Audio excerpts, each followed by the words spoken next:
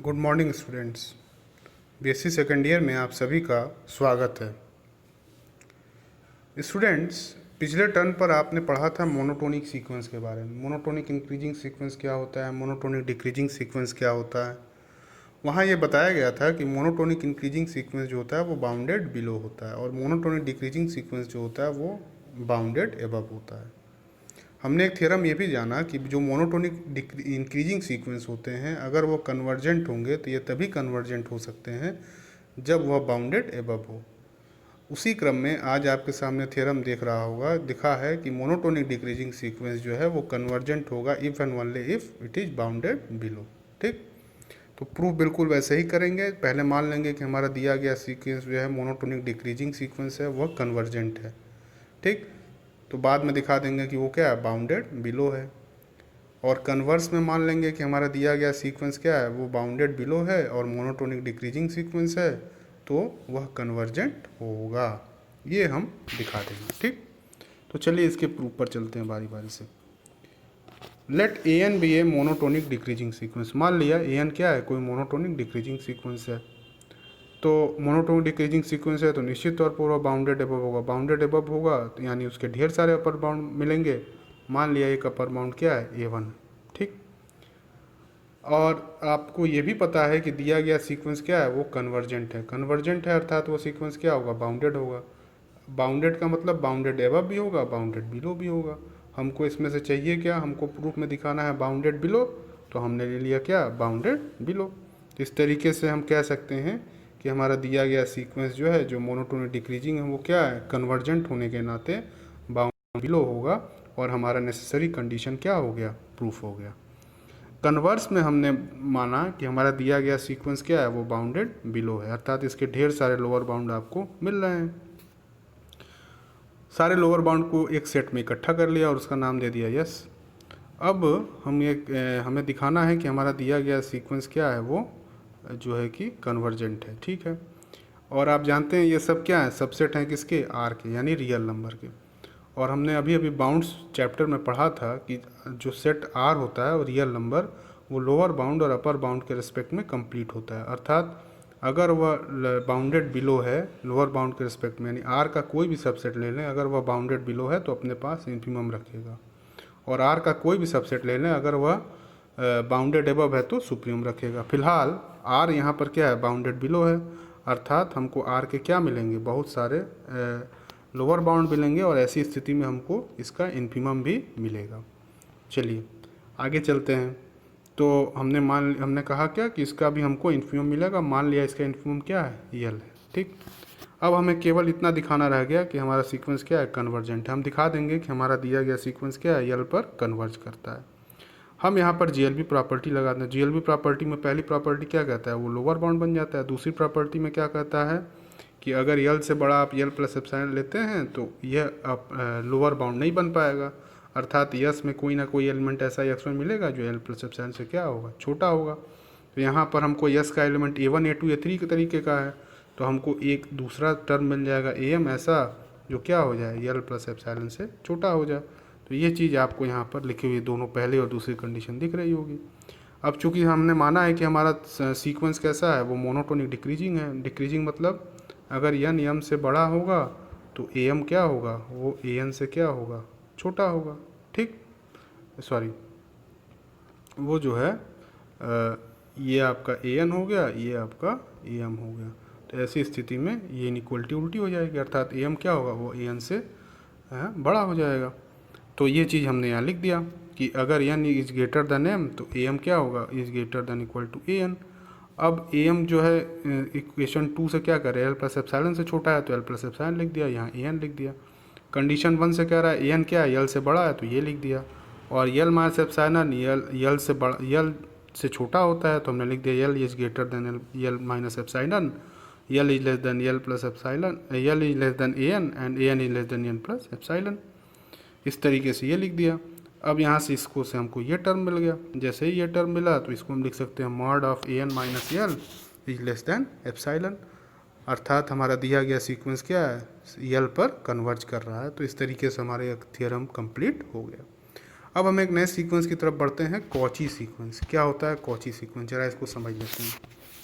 कहता है, पहले इसकी डिफिनीशन को जानते हैं। कहता है, पहले कन्वर्जेंट सीक्वेंस आप पढ़े थे थोड़ा देर इसके शुरुआत में, कि सीक्वेंस एन जो है किसी टर्म यल पर क्या करता है, कन्वर्ज करता है। अगर हमको एक एप्सिलॉन ग्रेटर देन 0 ऐसा मिले और एक नेचुरल नंबर यम जो है ऐसा मिलता है कि for sufficient large value of n, ठीक है ना, n is greater than m, n और यल के बीच का जो डिफरेंस होगा वो क्या होगा, एप्सिलॉन से छोटा होगा। ये आप पढ़ते थे क्या, कन्वर्जेंट सीक्वेंस के बारे में। अब जरा कॉची सीक्वेंस की डिफिनीशन देख लेते हैं। कहता है sequence n is said to be Cauchy sequence, ठीक, if for epsilon greater than 0 there exist a delta. Delta क्या है, वही एप्सिलॉन की तरह स्मॉल पॉजिटिव आर्बिट्रेरी नंबर है, ठीक, कहाँ का, natural number, such that mod a n minus mod a m, है ना, is less than epsilon. Mod a n minus mod a m is less than epsilon, ठीक। तो ये कह रहा है, अब इसका मतलब आप समझ रहे हैं, for all small m is greater than delta. इसका मतलब ये हुआ कि क्या कह रहा है, ध्यान से समझिएगा। सीक्वेंस का एक टर्म है ए एन और दूसरा टर्म है ए एम। मतलब अगर आप कोई सीक्वेंस लिख रहे हैं A1, A2, A3, A4 ऐसे करके, और ये आपका मान लीजिए AM और ये आपका हो गया AM, ठीक। तो ये आपका सीक्वेंस है, ठीक। अब इसमें कहता है कि ये सीक्वेंस क्या है, कॉची सीक्वेंस है। कब कहा जाएगा, जब सीक्वेंस के दो टर्म, एक AN है दूसरा AM है, ठीक है ना, यानी सीक्वेंस के दो टर्म अगर ले लें, एक AN को और दूसरा AM को, अगर इनके बीच का डिफरेंस क्या हो, एप्सिलॉन से छोटा हो। इसके बीच का डिफरेंस क्या हो, अगर एप्सिलॉन से छोटा हो तो हम कहेंगे कि सीक्वेंस क्या है, कॉची सीक्वेंस है, ठीक। अब इसको समझिए ज़रा ध्यान से। मान लीजिए आपके सामने सीक्वेंस लिखा गया है A1, A2, A3, A4 dot dot dot AN, ठीक। अब ये सीक्वेंस ऐसा दिखने लगे हमको कि फॉर लार्ज वैल्यूज़ ऑफ यन, है ना, यन की वैल्यू हम बढ़ाते चले जाएं, लार्ज वैल्यू यानी बहुत दूर तक जाके हमको पता चले कि सीक्वेंस का यमवा टर्म और एनवा टर्म एक दूसरे पर कोइंसाइड कर जा रहे हैं। कोइंसाइड कर जा रहे हैं मतलब हमने एन और एम इनका डिफरेंस जब निकाला तो हमें ये पता चल रहा है कि इनका डिफरेंस बहुत ही छोटा है, मान सकते हैं कि एप्सिलॉन से भी क्या है, छोटा है। तो ऐसे में हम इस सीक्वेंस को क्या कहेंगे, हमारा दिया गया सीक्वेंस क्या है, कॉची सीक्वेंस है। समझ में आई बात, कि अगर कोई सीक्वेंस ऐसा दिखता है A1, A2, A3, A4 की बहुत लार्ज वैल्यूज़ ऑफ यन ले लें अगर हम, तो सीक्वेंस के लार्ज वैल्यूज़ लेने पर, जो यन की जो लार्ज वैल्यूज़ पर अगर सीक्वेंस के टर्म का डिफरेंस लिया जाए, यानी AN माइनस AM लिया जाए, वो क्या हो जाए, किसी small arbitrary positive number epsilon से भी छोटा हो जाए। अर्थात कहने का मतलब हुआ कि वो AN और यमवा टर्म का डिफरेंस एप्सिलॉन मतलब क्या, बहुत छोटे क्वांटिटी, अर्थात यमवा टर्म एनवे टर्म पर क्या हो जाए, कोइंसाइड कर जाए। तो ऐसे में इस दिए गए सीक्वेंस को हम क्या कहेंगे, कॉची सीक्वेंस कहेंगे, ठीक। चलिए, ये आगे लिखा भी हुआ है कि the above condition shows that for sufficient large values of n the term of the sequence are getting closer and closer to each other, ठीक। कहता है अगला थ्योरम के फॉर्म में, अब इस पर कुछ थ्योरम दिए गए हैं, देख लेते हैं थ्योरम क्या क्या है। पहला थ्योरम कहता है Cauchy sequence is bounded but converse is not necessarily true. अर्थात एक कॉची सीक्वेंस जो होता है वो क्या होता है, बाउंडेड होता है, लेकिन इसका कन्वर्स सही नहीं है। तो उस बाउंडेड तो आपको इस डिफिनीशन से ही दिख रहा है कि ये लेस देन एप्सिलॉन, अर्थात इसको जब आप ब्रेक करेंगे तो ये क्या हो जाएगा, AM प्लस एप्सिलॉन, और ये क्या हो जाएगा, AM माइनस एप्सिलॉन। अब आपको दिख रहा है सीक्वेंस का ये अपर बाउंड हो गया, ये लोअर बाउंड हो गया। इससे बड़े जितने भी होंगे सारे अपर बाउंड होंगे, इससे छोटे जितने भी होंगे सारे लोअर बाउंड होंगे। अर्थात हमारा दिया गया सीक्वेंस क्या है, बाउंडेड बिलो भी है, बाउंडेड एबव भी है, अर्थात हमारा दिया गया सीक्वेंस क्या है, बाउंडेड है। तो बाउंडेड तो पता चल जा रहा है यहीं से, तो ये चीज़ इसके प्रूफ में लिखा गया, देख लेते हैं। कहता है द सीक्वेंस AN भी एक कॉची सीक्वेंस, और इतना for particular values l of m, हमने क्या किया, यम के जगह हमने यल रख दिया, जो अभी अभी लिखे थे यम के जगह क्या रख दिया, यल रख दिया। तो यल रख दिया तो हमको ये मिल जाएगा, AN is less then AL plus epsilon, AN minus epsilon. अब हम क्या कर रहे थे कि इससे छोटे जितने भी होंगे सारे हमको लोअर बाउंड बनते चले जाएंगे, और इससे बड़े जितने भी होंगे सारे अपर बाउंड बनते चले। हम कर क्या रहे हैं, जितने इसके छोटे हैं इनको हम ए मान ले रहे हैं, और जितने इसके बड़े हैं वो क्या है, इसको बी मान ले रहे हैं। ये चीज़ हमने लिख दिया क्या, ये चीज़ हमने लिख दिया। लेट ए बराबर minimum of A1 A2 A3 dot dot AL minus n, इन सब में जो मिनिमम है वो क्या है, ए है, और इन सब में A1 A2 A delta AL plus जो मैक्सिमम वो क्या है, बी है। तो इस तरीके से हमने क्या लिख दिया कि ये जो है AN जो है वो B से छोटा है और A से बड़ा है, अर्थात हमारा दिया गया सीक्वेंस AN क्या है, वो बाउंडेड है। तो ये तो आपका नेसेसरी पार्ट कंप्लीट हो गया। कन्वर्स में हम मान लेंगे कि हमारा दिया गया सीक्वेंस क्या है, वो बाउंडेड है, तो दिखाएंगे कि ये क्या है, कॉची सीक्वेंस नहीं बनेगा। तो इसका एग्जाम्पल देने के लिए हम क्या करते हैं, एक काउंटर एग्जाम्पल लेते हैं। आपको एक सीक्वेंस हमने ले लिया n बराबर -1 टू द पावर n, ये सीक्वेंस क्या है, बाउंडेड है। क्यों बाउंडेड है, क्योंकि n की वैल्यू क्या है, n belongs to natural number. n की वैल्यू अगर आप रखते चले जाएंगे, n बिलोंग्स टू n की वैल्यू रखते चले जाएंगे तो क्या मिलेगा, -1 +1 -1 +1 -1 +1 ऐसा मिलता चला जाएगा। यानी हम देख एक तरह से कहें तो -1 क्या है, इसका लोअर बाउंड बन जाएगा, और +1 क्या है, इस दिए गए सीक्वेंस का अपर बाउंड बन जाएगा। यानी दिया गया सीक्वेंस क्या है, और -1 से छोटे जितने हैं वो सारे लोअर बाउंड बनेंगे, 1 से बड़े जितने हैं वो सारे अपर बाउंड हो जाएंगे, अर्थात हमारा दिया गया सीक्वेंस क्या है, बाउंडेड तो है। तो अब इसके कन्वर्जेंट की बात करेंगे, तो ये चीज़ लिखा गया है, obviously this sequence is bounded having -1 as its lower bound and +1 as its upper bound, but the sequence is not Cauchy sequence. क्यों कॉची सीक्वेंस नहीं है, जरा देख लेते हैं। Because the alternative terms are the sequence are -1 and +1, ठीक। So therefore given epsilon equal to 1, हमने epsilon बराबर क्या ले लिया, 1 ले लिया अगर, और AN AM अल्टरनेटिंग टर्म, यानी AN और AM क्या है, दो टर्म ही तो हैं सीक्वेंस के। अगर हम AN को एक बार -1 लेंगे तो और दूसरा टर्म को क्या मिलेगा, तुरंत +1 मिलेगा। फिर अगर हम -1 लेते हैं तो अगला टर्म क्या मिलेगा, +1। तो अगर एक को -1 ले लें, एक को +1 ले लें, और कॉची सीक्वेंस की डिफिनीशन में रख के देखते हैं, तो जब जैसे रखेंगे आप तो क्या मिलेगा, -1 यानी -2 मॉड हटाएंगे तो 2 हो जाएगा। अब ये किससे छोटा होना चाहिए, एप्सिलॉन से छोटा होना चाहिए। क्या बताइए, 2 कभी एप्सिलॉन से छोटा होगा, ये चीज़ कभी नहीं होगी, अर्थात ये दिया गया सीक्वेंस जो है वो कभी भी कॉची सीक्वेंस नहीं बन पाएगा। हमने तो कोई एक बाउंडेड सीक्वेंस लेकर देखा तो और पाया कि ये कॉची सीक्वेंस नहीं बन पा रहा है, अर्थात यह बात पूरी तरीके से सही नहीं मानी जा सकती।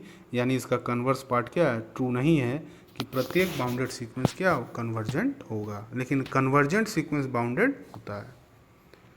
चलिए अगला थ्योरम कहता है every convergent sequence is a Cauchy sequence. ये भी अच्छा थ्योरम है कि हर कन्वर्जेंट सीक्वेंस क्या होता है, कॉची सीक्वेंस होता है। तो ये तो देख लेते हैं, कन्वर्जेंट की भी डिफिनीशन आप जानते हैं, कॉची सीक्वेंस की डिफिनीशन आप जानते हैं। तो मान लिया कि let the sequence n is a convergent sequence. Convergent sequence वो किस पर कन्वर्ज कर रहा है, यल पर।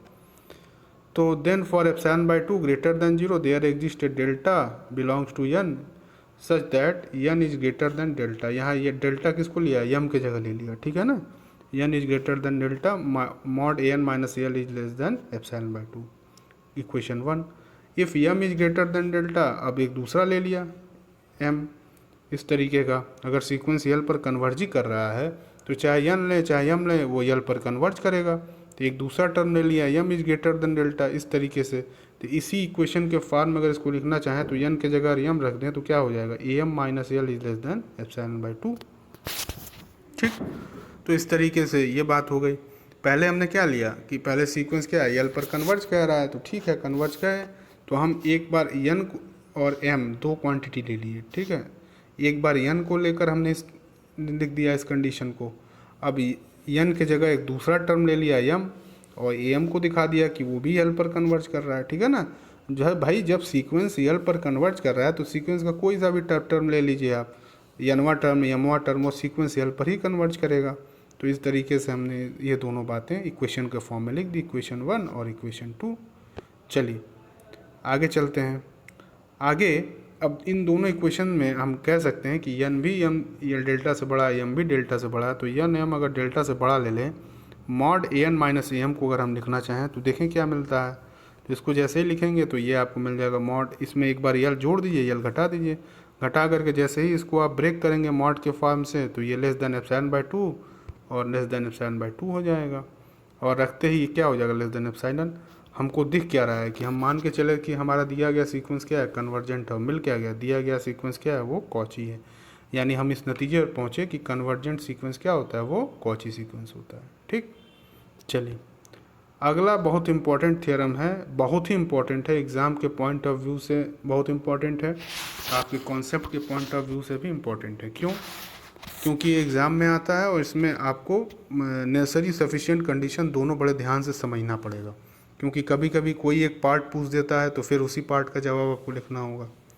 कहता है necessary and sufficient condition for a sequence n to be convergent is that to each given epsilon greater than 0 there exists a m belongs to n such that mod of an plus p minus an less than epsilon for all n is greater than m p is greater than equal to 0। समझ में आ रही बात? कहने का मतलब क्या है, necessary और सफिशिएंट कंडीशन, अगर कोई सीक्वेंस एन जो है वो कन्वर्जेंट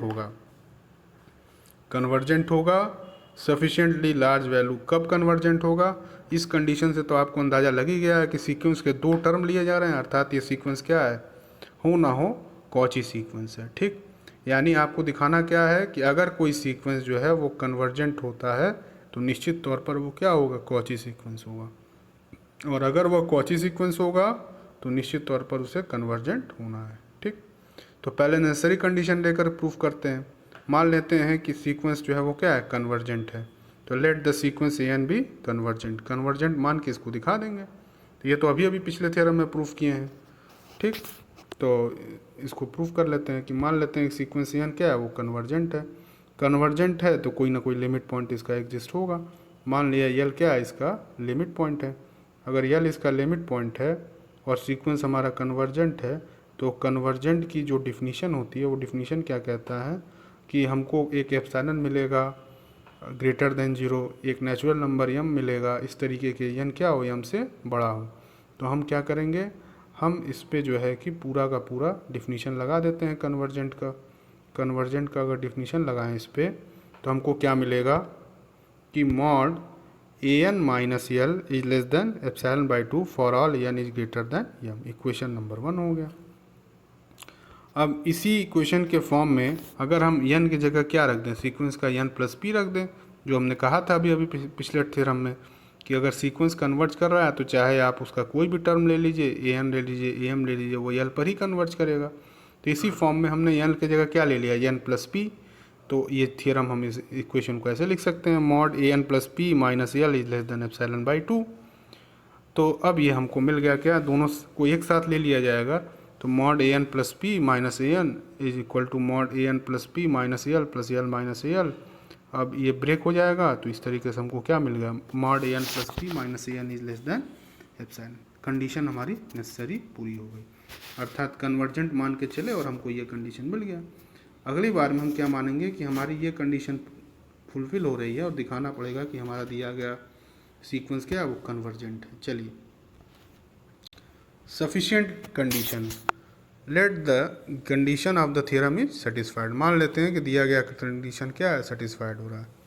अब हमको दिखाना है कि हमारा दिया गया सीक्वेंस क्या है, वो जो है कि कन्वर्जेंट है। कन्वर्जेंट है मतलब कोई ना कोई लिमिट पॉइंट उसका होगा।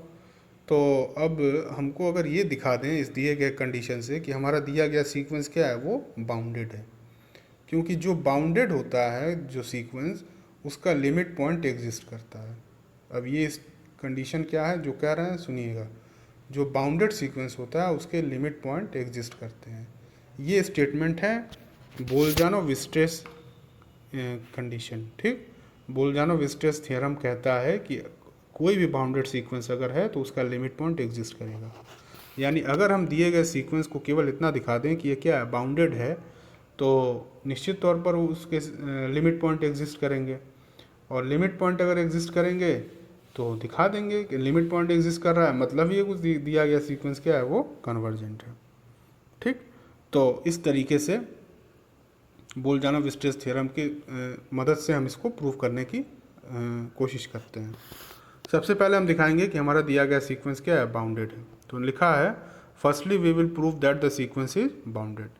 बाउंडेड दिखाना है, आप जानते हैं, आप तो पढ़े ही थे, कॉची सीक्वेंस जो होता है वो बाउंडेड होता है। तो यही चीज़ यहाँ दिखाई गई है कि the given condition implies that for epsilon greater than जो there is delta such that, इतना लिख दिया गया।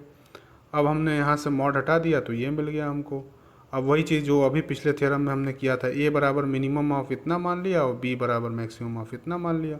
यहाँ से हमको क्या मिल गया, a n plus b less than b and greater than a, अर्थात हमारा ए एन प्लस बी क्या है, वो बाउंडेड सीक्वेंस है।